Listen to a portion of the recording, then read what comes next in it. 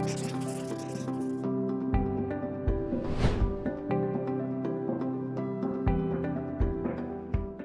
છો વિદ્યાર્થી મિત્રો? વિદ્યાર્થી મિત્રો, આપણે આજે એક નવો પાઠ ભણવા જઈ રહ્યા છીએ અને એ પાઠનું નામ છે ભારતની સિંચાઈ, એટલે કે ભારતમાં સિંચાઈ. મિત્રો, આપણી જે ભણવાની પદ્ધતિ છે ને મારી ભણાવવાની જે પદ્ધતિ છે એ પ્રમાણે પ્રથમ વિડિયો એવો હોય છે કે જે આખા ચેપ્ટરનો ઓવરવ્યૂ થાય છે. આ ચેપ્ટરમાં આપણે કયા મુદ્દા ભણીશું, કઈ રીતના ભણીશું, એની એક રૂપરેખા બાંધીએ છીએ. તો એવી જ રીતે ભારતમાં સિંચાઈની પાઠની રૂપરેખા બાંધી દઈએ. મિત્રો, પ્રથમ પાઠમાં જે હું ડાયાગ્રામ બનાવું છું ને એ ડાયાગ્રામ તમારા માટે બહુ મહત્વનો છે. એ ડાયાગ્રામ આપની નોટમાં બનાવતા રહેજો એટલે તમને ઓવરવ્યૂ મળતો રહેશે કે હવે પછી મારે આ લેક્ચર આવશે અને મારે આ લેક્ચર માટેની તૈયારી કરવાની છે. સમજી ગયા મારી વાતને મિત્રો? ઓકે, તો સ્ટાર્ટ કરીએ છીએ ભારતમાં સિંચાઈ.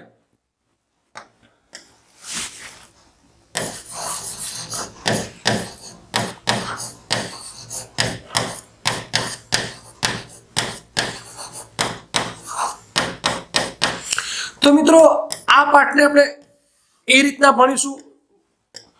પ્રથમ તો મિત્રો આપણા પાઠની પ્રસ્તાવના બાંધીશું. પ્રસ્તાવના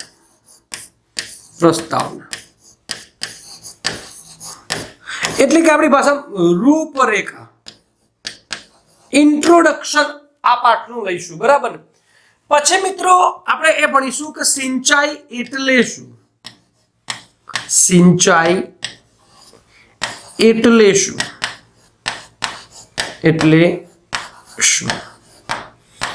પછી આપણે સિંચાઈનું વર્ગીકરણ સમજીશું. સિંચાઈનું વર્ગીકરણ. પછી આપણે આ સિંચાઈ એટલે કે પાણી મેળવવાના સ્ત્રોત કયા કયા છે એ જોઈ લઈશું. એટલે આપણે સમજીશું સિંચાઈના સ્ત્રોત જોઈ લઈશું આપણે. પછી મિત્રો સિંચાઈની આધુનિક પદ્ધતિઓની પણ માહિતી લઈશું. સિંચાઈની આધુનિક પદ્ધતિઓ.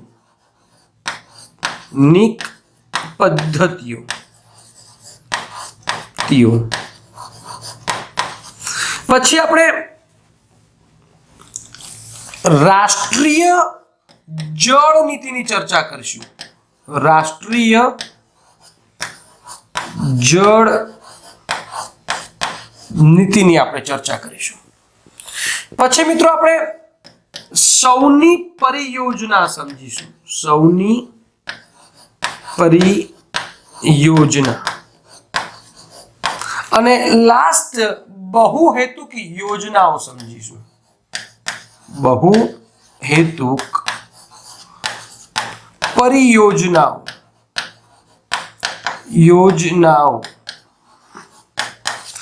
એક વખત જોઈ લઈએ કે કયું આપણે સમજવાનું છે ને કઈ રીતના સમજવાનું છે.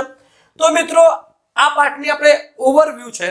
સૌપ્રથમ આપણે આ પાઠની પ્રસ્તાવના સમજવાની છે. પછી સિંચાઈ એટલે શું એ આપણે સમજવાનું છે. પછી મિત્રો સિંચાઈનું વર્ગીકરણ કરવાનું છે આપણે. પછી સિંચાઈના સ્ત્રોત કયા કયા છે એ જોવાનું છે. પછી સિંચાઈની આધુનિક પદ્ધતિઓ, જે નવી તરાહો છે, જે તરાહો કરવાથી પાકમાં ઉત્પાદન વધે છે અને જળનો ઉપયોગ થાય છે, એ તરાહોની આપણે ચર્ચા કરીશું. પછી આપણે રાષ્ટ્રીય જળ નીતિ સમજીશું મિત્રો, બરાબર ને? પછી સૌની પરિયોજના સમજીશું જે ગુજરાતમાં લાગુ થઈ છે, બરાબર ને? અને પછી બહુહેતુક યોજનાઓ સમજીશું. મિત્રો, જો મારા વ્યૂથી જોવા જવું આ પાઠને, મારા વ્યૂથી, તો આ પાઠમાં મને પ્રિલિમ પરીક્ષા માટે કયો મુદ્દો અગત્યનો લાગે છે એ તમને કહી દઉં. કારણ કે મારો તો એક જ ધ્યેય છે, આપ પરીક્ષામાં પાસ થાઓ, બરાબર? આપ ખોટી દિશામાં મહેનત ન કરો અને સીધી પક્ષીની આંખ જ દેખાય, એ મારો એક ધ્યેય છે. તો મિત્રો મને આ બધું જે ચર્ચા છે, સિંચાઈ એટલે શું, સિંચાઈનું વર્ગીકરણ, સિંચાઈના સ્ત્રોતો, આધુનિક પદ્ધતિઓ, રાષ્ટ્રીય જળ નીતિ, મને એ બધું મુખ્ય પરીક્ષાનો એક વિષય લાગી રહ્યો છે કે ભાઈ ભારતમાં જળનો સદુપયોગ થાય એ માટે આપ કેવી કેવી પદ્ધતિઓ અપનાવશો તો એ મુખ્ય પરીક્ષાનો વિષય લાગી રહ્યો છે. પરંતુ મારા ડેન્જર ઝોનમાં જે પ્રિલિમના સર્કલમાં જો મુદ્દો આવતો હોય તો એ મુદ્દો મિત્રો આ છે. એક સૌની પરિયોજના, હમણાં પીઆઈની પરીક્ષામાં એક પ્રશ્ન પૂછ્યો હતો, અને આ બહુ અગત્યનો મુદ્દો, બહુહેતુક યોજનાઓ. અહીંથી પ્રશ્નોની ભરમાર થઈ જાય છે આ પાઠમાંથી. એટલે આપણા માટે જે ડેન્જરસ ઝોન થઈ ગયો છે એ આ સૌની પરિયોજના છે અને બહુહેતુક યોજનાઓ છે.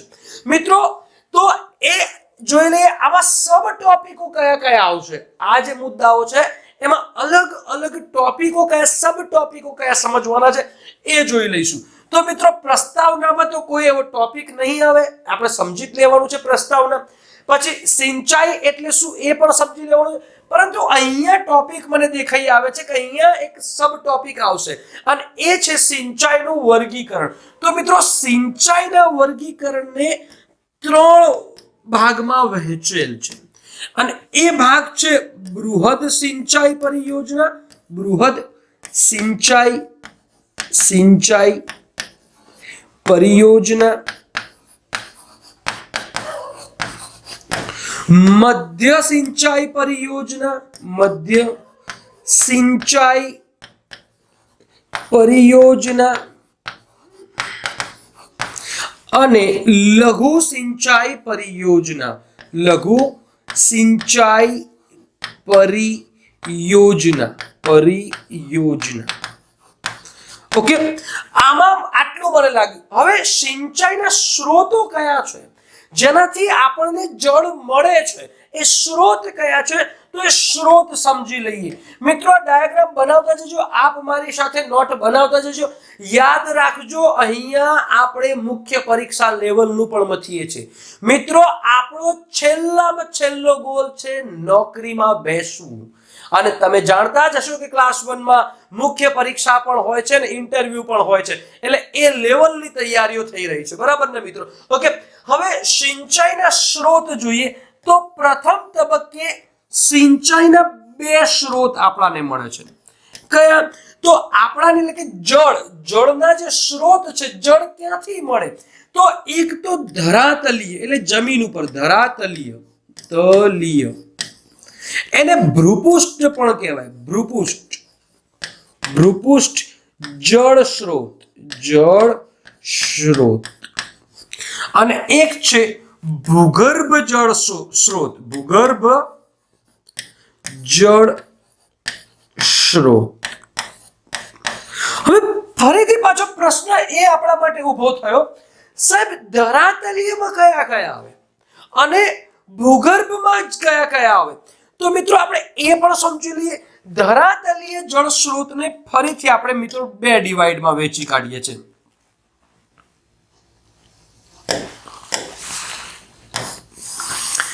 જે જમીન ઉપર આપણને એક તો નહેરો મળે, નહેરો, અને બીજા તળાવો મળે, તળાવ. નહેરો પણ 2 પ્રકારની હોય છે મિત્રો. કેટલા પ્રકારની નહેરો હોય છે? નહેરો પણ 2 પ્રકારની હોય છે.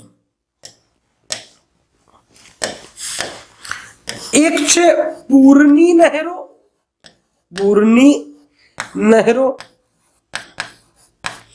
અને એક છે કાયમી નહેરો. તો આ બાજુ તળાવો પણ 2 પ્રકારના હોય છે મિત્રો. કુદરતી તળાવો અને કૃત્રિમ તળાવ.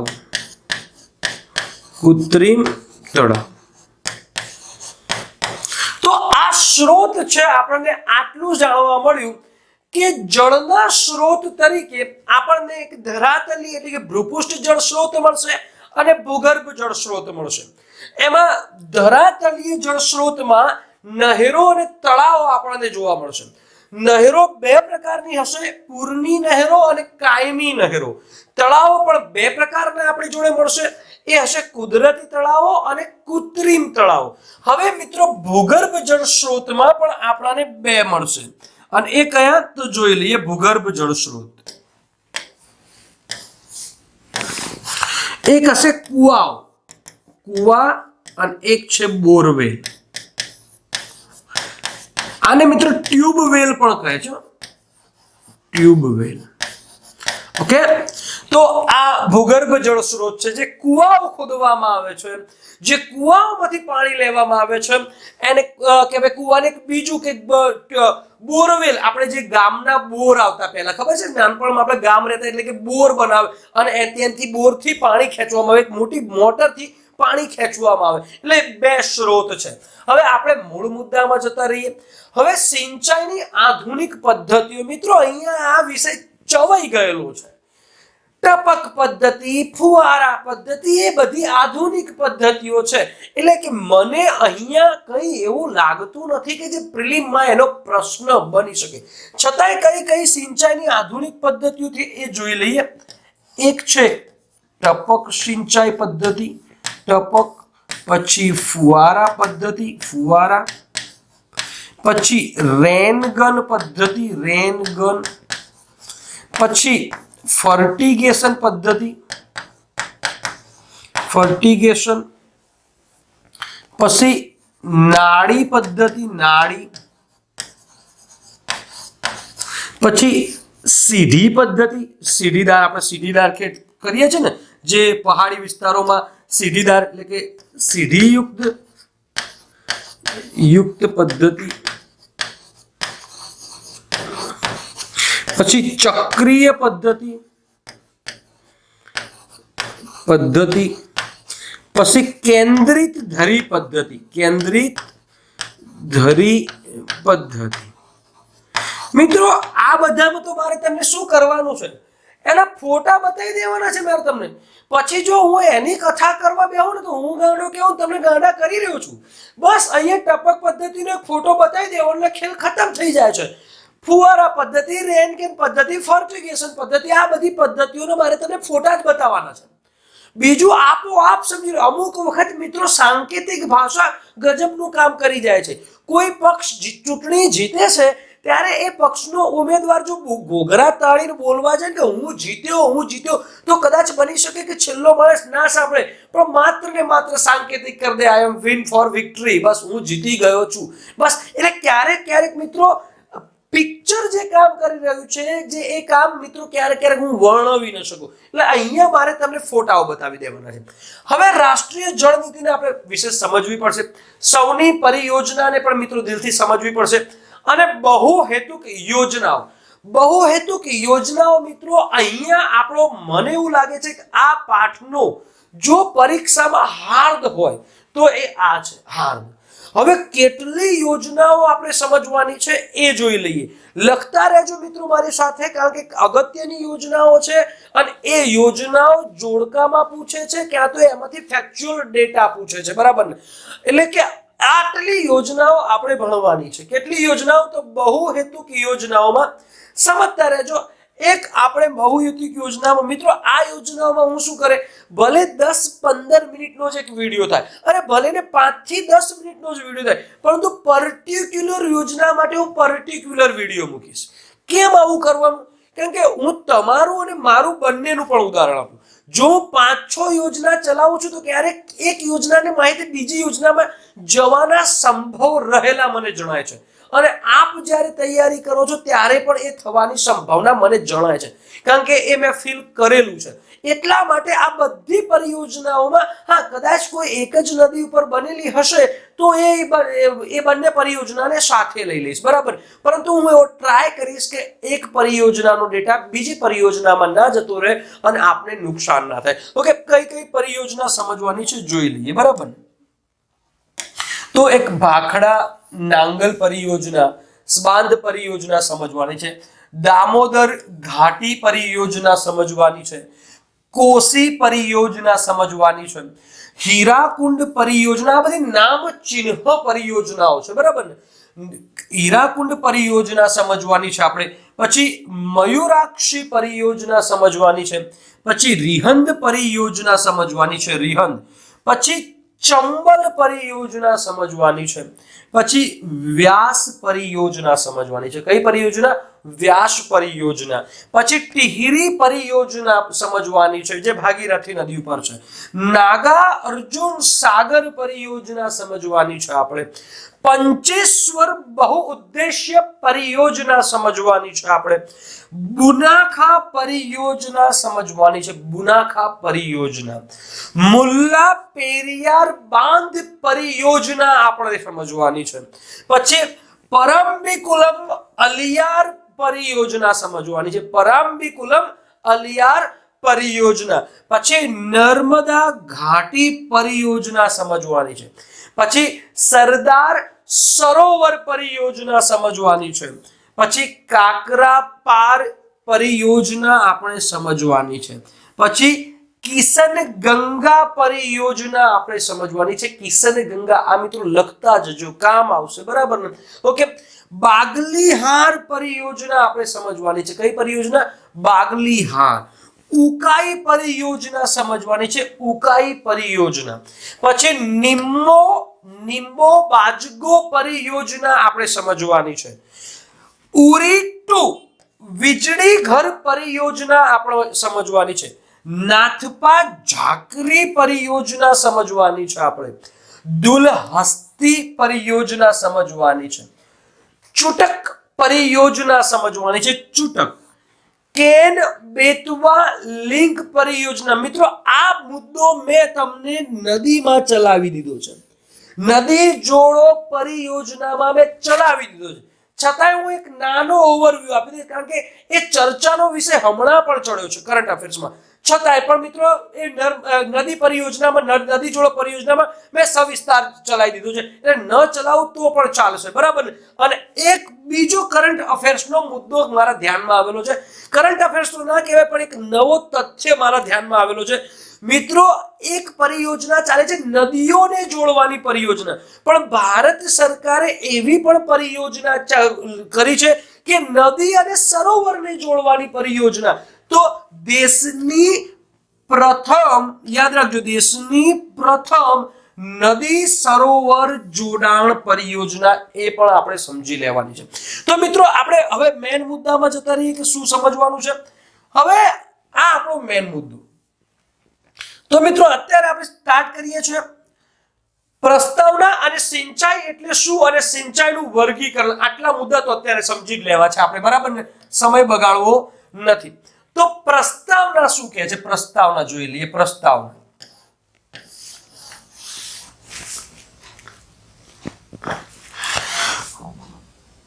ઓકે. તો મિત્રો પ્રસ્તાવનામાં જોવા જઈએ તો જળની આપણે વાત કરવાની છે, સિંચાઈની. મિત્રો મારે સિંચાઈ માટે એક ઓવરવ્યુ આપને આપવું છે. એક છે વર્લ્ડ અને એક બાજુ છે ઇન્ડિયા. આ બેના મારે ડેટા તમને આપવાના છે. વર્લ્ડમાં 59% જળનો ઉપયોગ, 59% જળનો ઉપયોગ સિંચાઈ માટે થાય છે. સિંચાઈ. ઓકે મિત્રો, 18% જળનો ઉપયોગ વર્લ્ડમાં જે ઉદ્યોગ માટે થાય છે, ઉદ્યોગ માટે. અને બાકી રહ્યા જે બી હોય એ 23% એ ઘરેલું ઉત્પાદન માટે થાય છે. ઘરેલું ઉપયોગ થાય છે. ઘરેલું ઉપયોગ. મારું ગણિત નહીં સારું, એક વખત જોઈ લઈએ. 8 દુ 16 ને 17, 17 ને 3 20, 0 2 5 ને 2 7 ને 3 10 થઈ ગયે. 100% સાચું છે, આપણે કોઈ પ્રશ્ન રહેતો નથી. ઓકે. જ્યારે ઇન્ડિયા લેવલે વાત કરવામાં આવે કે ભારતમાં શું પરિસ્થિતિ છે, તો ભારતમાં મિત્રો યાદ રાખજો કે 83% સિંચાઈમાં જળનો ઉપયોગ થાય છે. સિંચાઈ.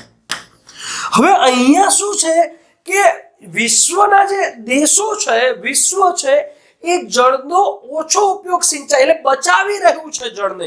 પણ અહીં તો 83% સિંચાઈમાં પાણી જતું રહે છે અને બાકી રહેલા 17% જે ઘરેલું ઉદ્યોગો અને અન્ય.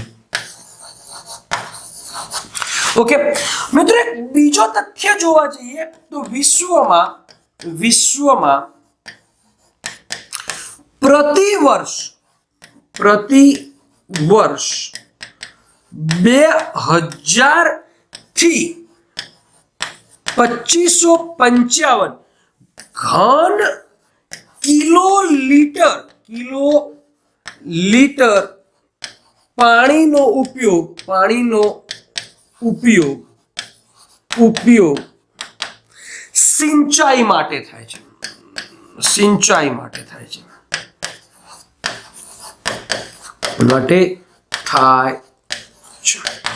બીજો એક તથ્ય પણ જોઈએ. 1 ટન અનાજ ઉગાવવા માટે 1 ટન અનાજની ઉપજ લેવા માટે ઉપજ લેવા માટે જોજો 1000 ટન પાણી વપરાય છે. ઓકે, આ થોડીક પરિસ્થિતિ વિકટ છે મિત્રો અહીંયા, બરાબર ને. બીજું જોઈ લઈએ કે ભારત માટે શું તથ્ય છે. તો 1951 ભારતની જે ભૂમિ હતી એમાં મિત્રો 22.6 મિલિયન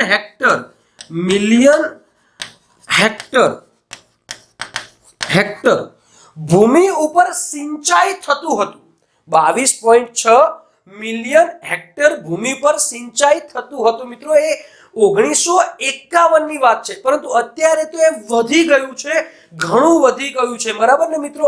એટલે કે આ થોડાક તથ્યો હતા. બીજું 2005-6 થી 2008-9 માં એક યોજના હતી, ભારત નિર્માણ કાર્યક્રમ.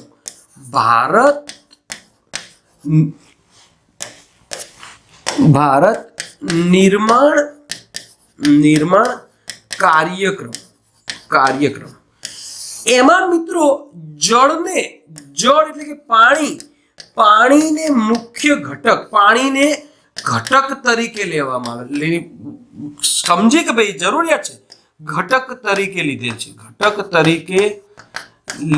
છે.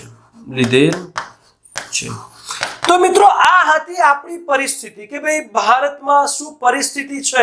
તો અહીંયા મેં તમને કીધું કે એક બાજુ વર્લ્ડના મેં ડેટા આપ્યા છે કે 59% જે વોટર છે એનો સિંચાઈમાં ઉપયોગ, 18% ઉદ્યોગમાં એનો ઉપયોગ થાય છે, 23% ઘરેલું ઉપયોગ થાય છે.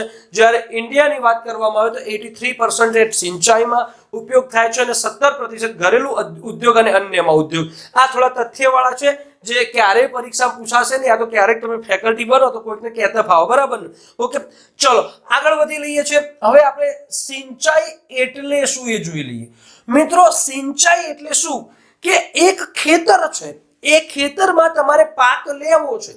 હવે એ પાક માટે કોઈ વરસાદ ન પડે અને વરસાદ સિવાય તમે અન્ય પાણીનો જે ઉપયોગ કરો છો એ બધાને સિંચાઈ કહેવાય. આ સીધી ને સાદી ભાષામાં.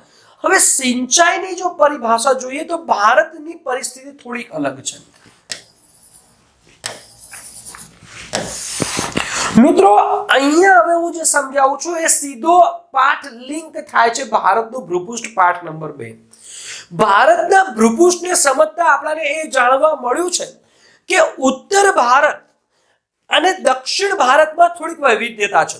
ઉત્તર ભારત ટોપ પર હિમાલય છે, મધ્યમાં એ ગંગાનું મોટું મેદાન છે, ગંગા, બ્રહ્મપુત્ર અને સિંધુનું મોટું મેદાન છે. જ્યારે દક્ષિણ ભારતમાં એ દ્વીપકલ્પીય ઉચ્ચ પ્રદેશ છે. ઉત્તર ભારત એ પોચા મુલાયમ ખડકોનો બનેલો છે અને ઉત્તર ભારતનું મેદાન તો પોચી મુલાયમ કહેવાય કે કાપની માટીનું બનેલું છે. જ્યારે દક્ષિણ ભારત છે એ કહેવાય કે પથ્થરોનો બનેલો છે. દક્ષિણ ભારતમાં મિત્રો પાણી ઉતરી શકે નહીં. એટલે સિંચાઈ માટે પરિસ્થિતિ શું થઈ જાય છે કે ઉત્તર ભારતની સિંચાઈ પદ્ધતિ અને દક્ષિણ ભારતની સિંચાઈ પદ્ધતિ એના ભૂપૃષ્ઠને આધીન થઈ જાય છે.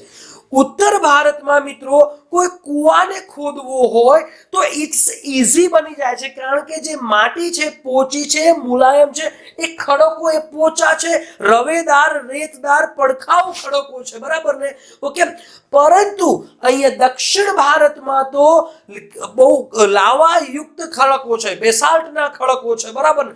એટલે કે ઉત્તર ભારતમાં નહેરો બનાવવી ઈઝી બનશે, ઉત્તર ભારતમાં કુવાઓ ખોદવા ઈઝી પડશે. હા, દક્ષિણ ભારતમાં પણ દીકરાઓ અહીંયા જે નદીઓના ડેલ્ટા પ્રદેશમાં એ થઈ શકે છે, પણ એક લિટલ બીટલ પોઝિશનમાં છે.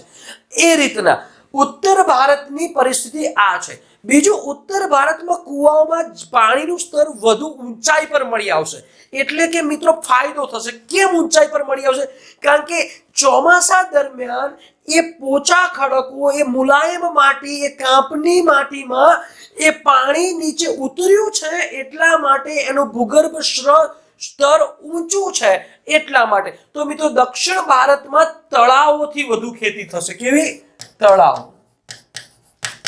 હવે દક્ષિણ ભારતના તળાવોમાં ફાયદો શું થશે કે દક્ષિણ ભારતનો જે બેસાલ્ટ ને અગ્નિકૃત ખડકો છે એમાં પાણી ઉતરી જતું નથી, એ શોષાઈ અંદર ભૂગર્ભમાં જઈ જતું નથી, એટલે તળાવો લાંબો સમય સુધી તળાવમાં પાણી રહે છે.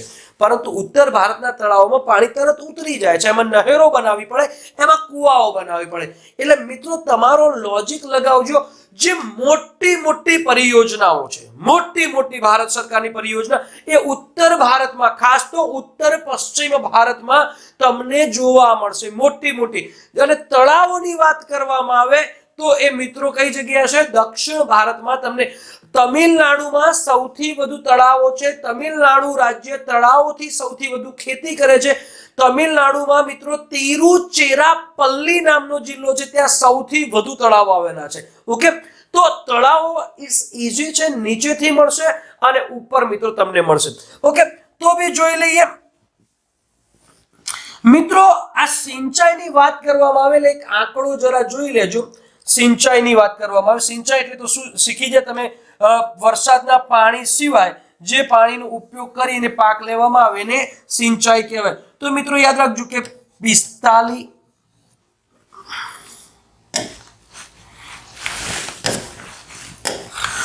28 17 10 આ એક આંકડો રાખજો, યાદ રાખજો. 45 28 17 10. ભારતમાં જે સિંચાઈ છે 45% નહેરો દ્વારા, 28% કુવા સાંભળજો, અથવા બોરવેલ દ્વારા, બોરવેલ. 17% તળાવો દ્વારા અને 10% અન્ય દ્વારા.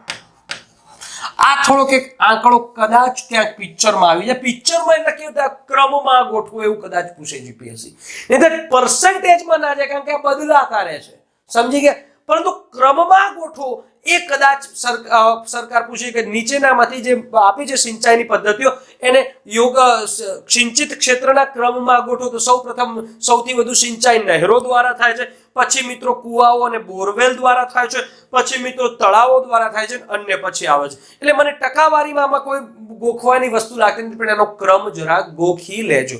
હવે મિત્રો આપણે આગળ વધીએ છીએ. સિંચાઈનું વર્ગીકરણ. સિંચાઈના વર્ગીકરણને મિત્રો અમુકને બૃહદ પરિયોજના કીધી છે, મોટી પરિયોજના, અમુકને મધ્ય પરિયોજના કીધી છે અને અમુકને લઘુ પરિયોજના. તો હવે આમાં થોડોક એક આંકડો યાદ રાખવાનો છે.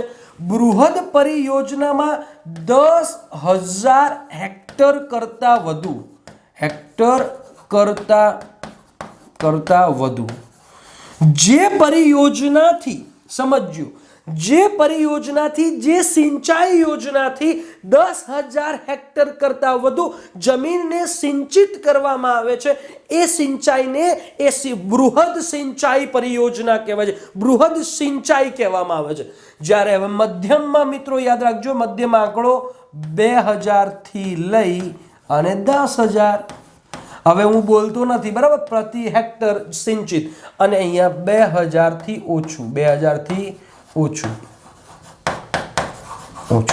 ઓકે, આટલે સુધી રાખીએ છીએ મિત્રો, પણ શાંતિથી યાદ રાખજો કે અહીંયા થોડું તમારે થોડીક નાના ડેટા ગોખણપટ્ટી કરવા પડશે, નહીં તો તમારે આ ભારતમાં સિંચાઈ પાઠ માત્ર ને માત્ર બહુહેતુક યોજનાઓમાં જ છંછેડાયેલો છે, પછી છંછેડાયેલો નહીં. પરંતુ અહીંયા મિત્રો કઈ જગ્યાએ નહેરો વધુ છે, કઈ જગ્યાએ કુવાઓ વધુ છે, કઈ જગ્યાએ તળાવો વધુ છે મિત્રો, કારણ કે ડેટા ક્રેશ થઈ રહ્યા છે. માની લે કે કુવાઓથી સૌથી વધુ, સમજી લેજો, સૌથી વધારે કુવા એ ઉત્તર પ્રદેશમાં છે, સમજો. પરંતુ સૌથી વધારે ટકાવારીની રીતે જોવા જઈએ કોઈ રાજ્ય સિંચાઈ કરતો હોય કુવાથી તો ગુજરાત ફર્સ્ટ છે. સમજો પરિસ્થિતિને. સૌથી વધુ કુવા કઈ જગ્યાએ છે તો ઉત્તર પ્રદેશમાં. સૌથી વધુ જમીનને સિંચાઈ કયું રાજ્ય કરે છે કુવા દ્વારા તો પણ ઉત્તર પ્રદેશ. બટ સિંચાઈને જો ટકાવારી રીતે મૂલવવામાં આવે કુવામાં તો એ ગુજરાત ફર્સ્ટ થઈ જાય. એટલે આવા થોડા 2-3 આંકડા છે જે ક્રેશેબલ થઈ રહ્યા છે, એ હું તમને સમજાવી દઈશ. પછી તો મને એવું લાગે છે કે આ બધું જે છે એ આ પદ્ધતિઓ ફોટા બતાવી અને આગળ વધીશું. મને આમાં કોઈ એવું અતિશય ખતરનાક તત્વ લાગતું નથી કે જે હું તમારો સમય બગાડું. બસ ખાલી મારા માટે તમારે આ પાછળના જે 3 મુદ્દા જે છંછેડાયેલા છે એ 3 મુદ્દામાં મારે છંછેડવાના છે, અને આ મુદ્દો તો મારે દિલો જાનથી તમારા માટે લેવો પડશે, કારણ કે આ મુદ્દો જ પરીક્ષા, ખાસ તો વર્ગ 3 હોય કે જીપીએસસી હોય, આ મુદ્દામાંથી 1-2 પ્રશ્નો દર વખતની પરીક્ષામાં છંછેડાય છે. તો મળીએ છીએ નેક્સ્ટ લેક્ચરમાં મિત્રો. બાય.